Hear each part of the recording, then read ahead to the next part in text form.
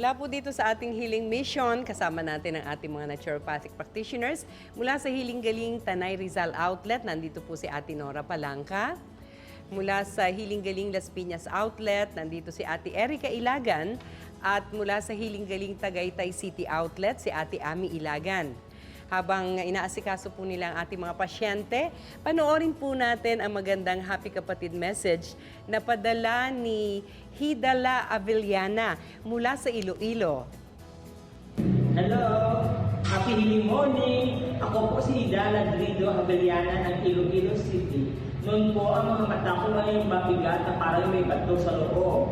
Ngunit nawala ko ito nang gumamit ako ng Healing Galing Eye Drops. At saka noon din, ang aking sugar ay tumaas, umabot ng 7. Pero nang uminom ako ng serpentina tablets, bumaba ko ito sa 4 na lang. Salamat po, Dr. E. Maraming salamat din sa iyo, Hidala Avellana ng Iloilo. At kumusta po sa ating mga kapatid sa Iloilo? Maraming salamat po at nakikinabang kayo sa ating mga Healing Galing products. Ito naman tayo sa ating mga healing katanungan. Ang sabi niya, Dr. E, ano po ang halamang gamot para sa mga taong may sintomas na laging kumikirot ang itlog at puson ng asawa ko at almost 3 months na po ito. Normal naman po ang kanyang bladder at kidney, pero po may konting UTI po siya. Ayun, may urinary tract infection. At may nagsabi na baka sintomas ito ng prostate cancer. Kasi pag air niya daw, dapat lumalaki ang itlog niya. Pero sa kalagayan ng asawa ko, hindi naman lumalaki at hindi rin daw masakit hawakan. Sadyang kumikirot daw at medyo masakit. Please tulungan niyo po kami. Salamat po. God bless. Galing po ito kay Flora May ng Butuan City. Ang kanyang ikinukonsulta ay ang kanyang husband, no? Ang tingin ko dyan, tulungan nating mag-hydrate si hubby. Ha? Pag sumasakit ang puson dahil may UTI, di ba? Sabi mo kanina. So, ang urinary tract infection ay maaaring nakakaapekto. Siyempre, pag umihi siya sa kalagitnaan or bandang dulo ng pag-ihi, pag may UTI, may sumasakit. So, simulan natin sa holistic approach ng paggagamutan, no, para sa iyong husband. Siguruhin mo na nakakainom siya ng 1 hanggang 2 basong tubig oras-oras sa panahon na siya ay gising. Tapos puro masasabaw na ulam lang muna. Ganun din, lagyan natin ng mga matutubig na gulay, labanos, yung mga sayote, no? Yung kakainin ni husband araw-araw. Obserbahan natin siya. At saka syempre, yung makakatas na prutas, malaking tulong yon, di ba? Ngayon, kasabay sa ating holistic approach, ang suggestion ko sa iyo para hindi ka nag-aalala, kasabay ng pag-hydrate ng husband mo, ay mag-hot seats bath. Ito yung karaniwan na ipinapayo natin sa mga pasyenteng nagkakaproblema sa prostate, yung may erectile dysfunction, yung may problema ang ugat ng scrotum, no? Kasi dun nga nakasentro yung sinasabi mo na discomfort ni mister. Ang hot seats bath procedure ay ginagawa ng taong walang high blood. Pero kung mache-check mo na may history ng high blood si husband, palalagyan mo lang siya ng bulsa de yelo sa ulo, no? Nang sa gayon ay hindi siya mahihilo. Kung walang bathtub, pwedeng gamitin ang ordinaryong malaking banyera na magkakasya ang husband mo. Yung mainit o pinakamainit na kaya niyang ilubog ang kanyang sarili. Siyempre, titimplahan mo ng tap water yon, di ba? Sa kaya niyang init, ilulubog niya ang kanyang katawan, naka-Indian seat, no? At nakalubog ang pusod. Alright? Kapag medyo lumalamig na after about 5 minutes or 6 minutes, no, ay pwede mong pabawasan ang tubig dun sa banyera ni mister, tapos dagdagan ng mainit para ma-maintain yung pinakamainit na temperature na kaya niya. Alright? Ito ang first aid natin sa nararanasan discomfort ng husband mo.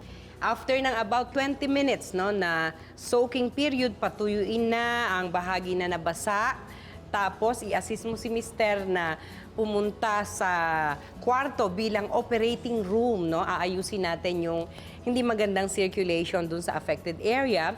Dun sa scrotum, matapos na matuyo, pahihilutan mo sa kanya mula sa ilalim ng scrotum, pabilog, around the scrotum, no?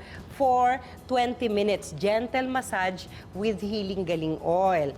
After ng 20 minutes doon, another 20 minutes mula sa puson papuntang pusod. Yung sex chakra ni Mister ang ating inaayos.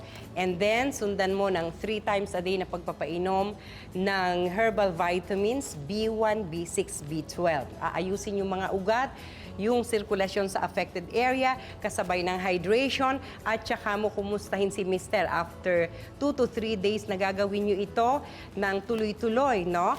At maririnig mo kay Mister na gumiginhawa na siya, Flora May. Kasi pag hindi siya guminhawa dyan sa paraan na ating gagawin, ibig sabihin may malubha na siyang kondisyon. Pero kung circulation lamang, hydration lamang, makakaramdam siya ng magandang pagbabago, okay? Maraming salamat sa iyong katanungan, Flora May, ng Butuan City. Sana ay makatulong ang aking payo.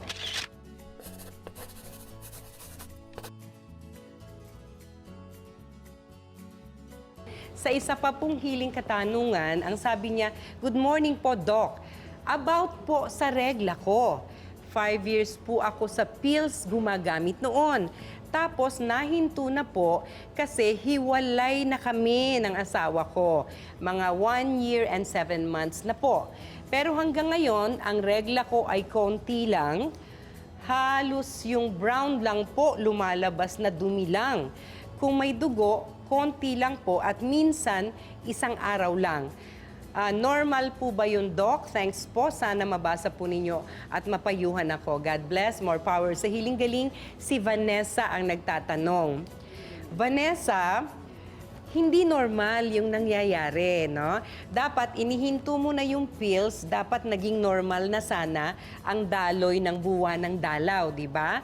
At isa pa, kung mapupuna mo yung description mo sa iyong buwan ng dalaw ngayon, kulay brown, hindi yon malusog na palatandaan sa iyong reproductive organ, no?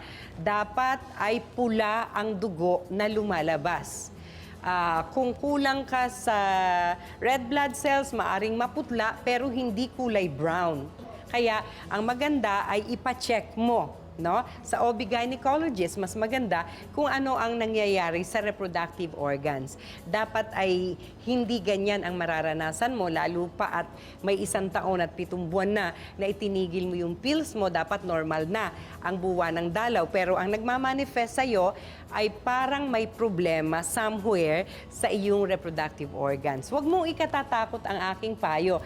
Ito ay pananaw ko na karaniwang nakikita ko sa ibang mga pasyente natin na dapat ay aksyonan ka agad. Hindi naman dapat ikabahala. So huwag kang kabahan. Pumunta ka sa pinakamalapit at pinagtitiwalaan mo, Vanessa, na OB-gynecologist para kung gusto mo ng naturopathy, the Healing Galing Way para sa iyong kondisyon, malaman lang namin kung ano ang nangyari at matutulungan ka ng Healing Galing. Okay, maraming salamat. Samantala sa ating pong mga nag-aabang ng tampok na hiling halaman natin ngayong umaga, ang mulberry o tinatawag po na morera ang ating tampok.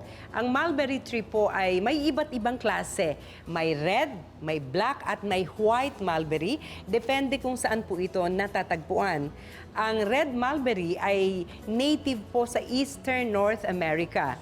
Ang white mulberry naman ay matatagpuan po sa mga bansa sa Northern, Eastern at Central Asia na kung saan itinatanim po ito para sa silk production bilang pagkain ng silkworms.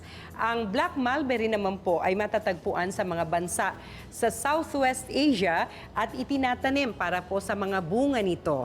Ang mga dahon po ng mulberry ay ginagawang tsaa sa bansang Korea at mayaman po ito sa vitamin B complex, sa vitamin C ganun din, may vitamin D rin po ito at flavonoids. Kung minsan po ay iginugulay din ang mga murang dahon ng mulberry. Ang mga prutas naman po ng red mulberry ay nakakain din at mayaman po ito sa iron, sa potassium, sa phosphorus, may calcium din po itong taglay, may vitamin C at vitamin K. May taglay din po itong dietary fiber at organic compounds. Mahusay po ang mulberries sa digestion, ganun din sa mga namumulang mata, sa blood circulation, sa metabolism, pati bone building, no? At pampalakas din po ng immune system. Nagpapababa rin po ito ng cholesterol at mataas na blood pressure. Ang bark o balat ng puno ng mulberry tree ay sinasabi pong mahusay na panlunas sa sakit ng tiyan. Ang mga dahon po at sanga naman nito ay pinakukuluan at pinaiinom sa mga pasyenteng may matinding pag-ubo at pagsisipon. Pinantatapal naman po ito sa namumulang mata at yung mga kagat na insekto at mga sugat sa balat. Sa Chinese traditional medicine, ito po ay mahusay ring aphrodisiac ayon sa kanilang mga manggagamot. Ayon din naman sa mga pag-aaral, ang extract ng bunga ng mulberry ay nakakapag-induce ng ovulation at maaari pong makatulong sa kondisyong infertility o yung mga taong hindi magkaanak. Magpapatuloy po ang inyong kinagigiliwang healing show ng bansa, ang Healing Galing sa TV, Year 4 na. Oh, sabi ko sa'yo, sasakit ang katawan mo pag hinawakan ka ni Nora Palangka. Advance Happy Valentine's Day na din sa ating mga kapatid. And yes, it's a beautiful morning. It's a beautiful month because it's the month of love. Tawag ko dito ay Youth Tube o carrot and sweet potato stuffed cannelloni and apple relish. Lasang-lasa yung keso. Youth Tube na recipe para sa namamagang fallopian tube. Ituturo ni Chef Jeremy with Dr. E. Subaybayan sa pagbabalik ng Healing Galing sa TV. Healing Galing! Kung kayo'y may healing katanungan para kay Dr. E, mag-email lang sa questions@healinggaling.ph o mag-post sa Healing Galing official Facebook page. Maaari ding magpadala ng sulat sa Healing Galing main office sa 2nd floor, 522 Quirino Highway near corner Mindanao Avenue, Novaliches, Quezon City. O kaya ay mag-text sa Healing Galing hotline number 0921-445-0355. Samahan si Dr. E sa kanyang natural na pagiging healthy ng katawan, puso, isip at pananaw sa mga bagay-bagay. Sa Radyo 5, 92.3 News FM at sa Radyo 5 Facebook Live. Tuwing Sabado, alas 6 hanggang alas 8 ng umaga at tuwing Linggo, alas 10 ng umaga hanggang alas 12 ng tanghali. Mapapanood din ang Healing Galing sa TV tuwing Linggo. Kasama ni Dr. E si Chef Jeremy. Simula alas 7 hanggang alas 8 ng umaga. Get it on 5. Paunawa. Maaring basahin ni Dr. E sa radyo o telebisyon ang mga katanungang inyong ipinapadala sa Facebook, SMS, email at snail mail. Kung hindi po ninyo nais mai-broadcast ang inyong tanong, larawan o pangalan, mangyari po lamang na banggitin ninyo ito sa inyong inquiry. Maraming salamat po at happy healing!